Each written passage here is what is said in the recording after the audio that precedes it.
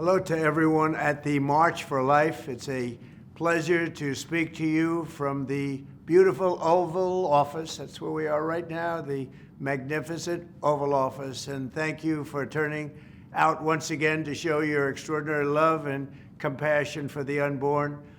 Each year, Americans of every age, color, and background travel to our nation's capital by the tens of thousands to stand up for precious little babies who cannot stand up for themselves. I am proud to be the first president ever to have joined you in person. As you know, this annual march started 52 years ago on the first anniversary of the disastrous ruling known as Roe v. Wade. That unconstitutional decision took power away from the states and the voters, kicking off 50 years of division and anger. But thanks to your tireless work and devotion across 5 decades, that historic wrong was set right 3 years ago. I was so proud to be a participant. 6 courageous justices of the Supreme Court of the United States returned the issue to the state legislatures and to the people where it belongs. It became a vote of the people. In my second term, we will again stand proudly for families and for life. We will protect the historic gains we have made and stop the radical Democrat push for a federal right to unlimited abortion on demand up to the moment of birth and even after birth. Think of that, after birth. And some people want that. Can you believe it? We will work to offer a loving hand to new mothers and young families, and we will support adoption and foster care.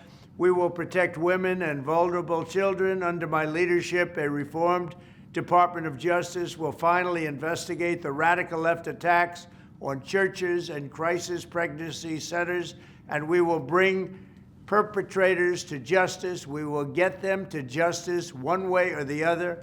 I will also end the weaponization of law enforcement against Americans of faith, and I'm releasing the Christians and pro-life activists who were persecuted by the Biden regime for praying and living out their faith. I just signed that document, and they're being released.